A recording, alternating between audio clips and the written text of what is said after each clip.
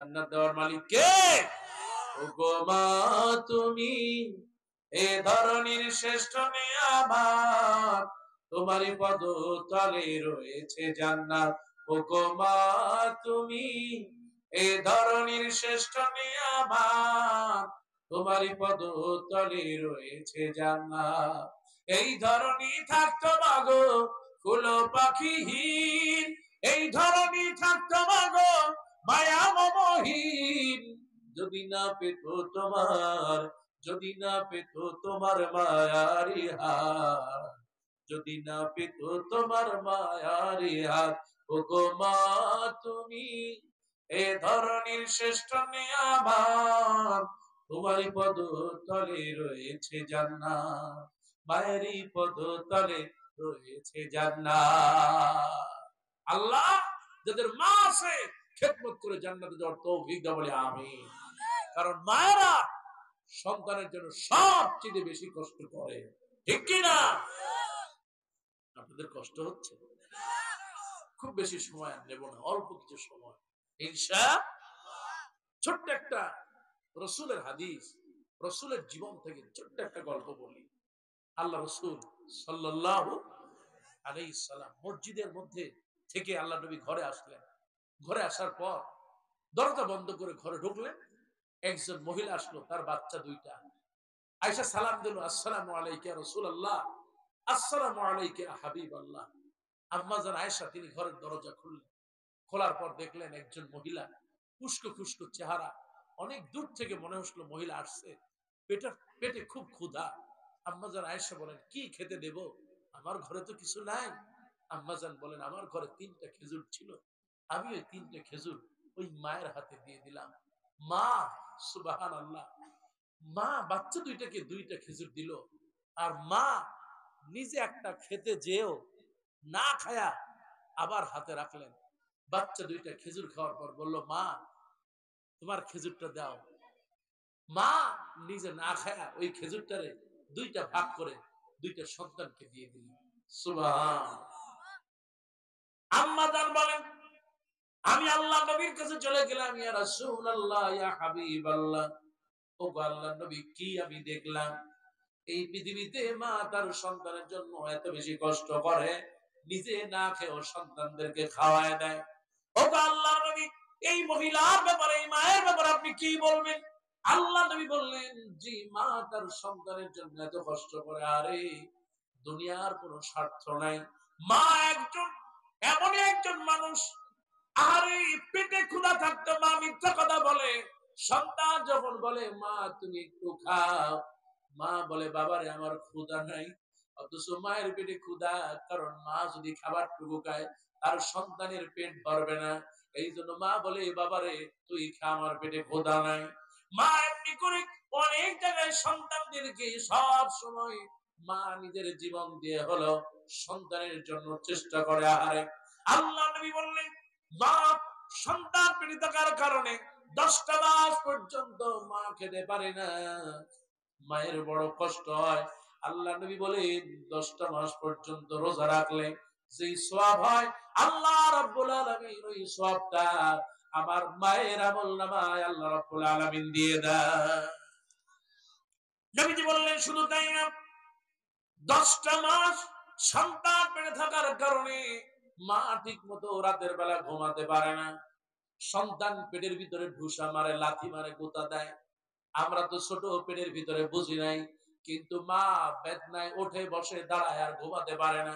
আল্লাহ নবী বলেন, 10টা মাস ধরে মা রাতের বেলা ঘুমাতে পারে না। 10টা মাস ধরে তাহাজ্জুদ পড়লে যে সওয়াব হয়, আমার আল্লাহ রাব্বুল আলামিন মায়েদেরকে এত ভালোবাসেন, 10 মাসের তাহাজ্জুদের নামাজের সওয়াব আল্লাহ ওই মায়ের আমলনামায় লিখে দেয়। নবীজি বললেন, যে মা সন্তানদের জন্য এত কষ্ট করেছে, ওয়াজাবাত আলাইহা জান্নাহ, ওই মায়ের জন্য আল্লাহ রাব্বুল আলামিন জান্নাতকে ওয়াজিব করে দেয়। জান্নাত দেয় কে?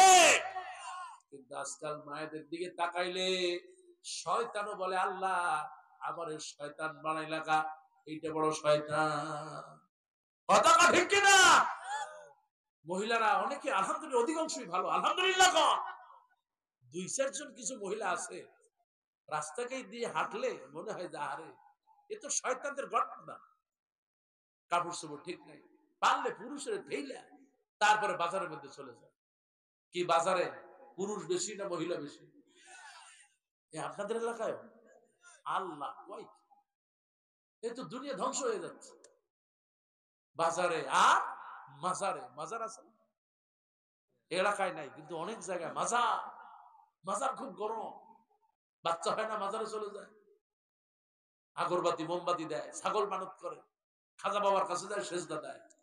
হারাম সেজদা আল্লাহ ছাড়া কারো কাছে সেজদা দেওয়া যাবে?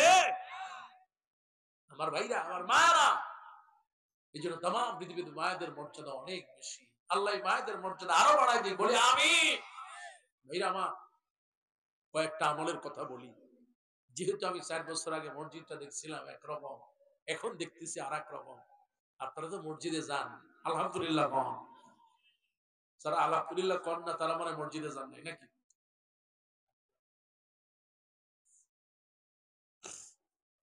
রাসূলুল্লাহ বললেন যদি মর্যাদা বাড়াইতে চাও আর গুনাহগুলো মাফ করাইতে চাও তাহলে মসজিদের সাথে বেশি সম্পর্ক রাখো।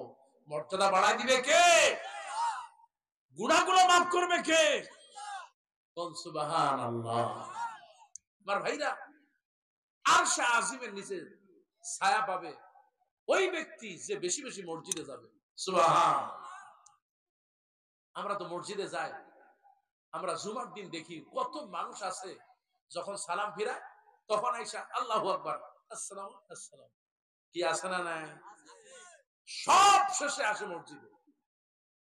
আল্লাহ নবী বলেন যখন কেউ জুমার দিন ওযু করে মসজিদে চলে যায়, আল্লাহ নবী বলেন কানা লাহু বিকুল্লি খুতওয়াতিন আমালা সানাতিন আজরু সিয়ামিহা ওয়া কিয়ামিহা। ও আমার ভাইরা খেয়াল করো, যে ব্যক্তি ওযু করে জুমার দিনে মসজিদে চলে যায়, আমার আল্লাহ নবী তার ব্যাপারে কত মর্যাদার কথা বললেন। আপনি ঘর থেকে বের হলেন, এই যে বাচ্চারা ঘর থেকে যখন বের হয়ে যায়, ওই যে একেবারে পিছনে যেই বাবাজি বসে আছে গোসল করে ওযু করে যখন মসজিদে চলে যায়, এক পা দুই পা করে করে যতগুলো পা দিয়ে মসজিদে যায়, আমার আল্লাহ নবী বলেন প্রত্যেক কদমে কদমে 1 বছরের রোজার সওয়াব আল্লাহ আমলনামা দিয়ে দেয়। 1 বছরের সওয়াব একটা পা দিলে দেয়। সুবহানাল্লাহ। আমার ভাইয়ের আল্লাহ নবী বলেন কেউ যদি জুমার দিনে ওযু করে মসজিদে চলে যায়, নবীজি বললেন 1 বছর তাহাজ্জুদ নামাজ পড়লে যে সওয়াব হয়, আপনি জুমার দিনে ওযু করে মসজিদে চলে যাবেন, আল্লাহ নবী বলেন প্রত্যেক কদমে কদমে 1 বছরের তাহাজ্জুদ নামাজের সওয়াব আল্লাহ দিয়ে দেয়। খুশি হয়ে যান কে?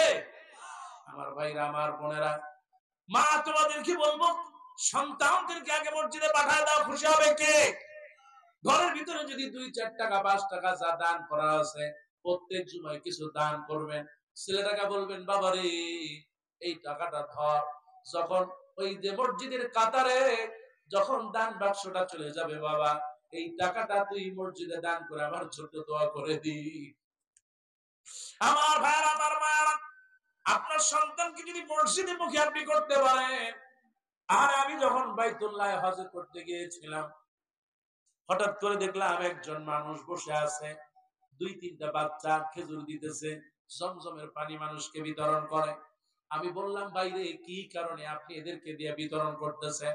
আপনি নিজেও তো বিতরণ করতে পারেন। বললো ইয়া আখিল কারীম, ওগো আমার ভাই, আমি যখন চিন্তা করলাম আরে আমার বাচ্চাগুলা আজকে যদি মানুষকে দান করতে পারে, আমার বাচ্চাগুলা যদি মানুষকে মেহমানদারি করা শিখাইতে পারে, আজকে আমার বাচ্চাগুলো যদি তার হাতটাকে এমনি করে শিখাইতে পারে মানুষকে বেশি বেশি দান করা, মানুষকে খাওয়ানো, মানুষের উপকার করা, এগুলো যদি বাচ্চাদেরকে আমি শিখাই দিতে পারি, আমি মরে যাব, ওর বাচ্চারা তাদেরকে শিখাই দেবে। সুবহানাল্লাহ।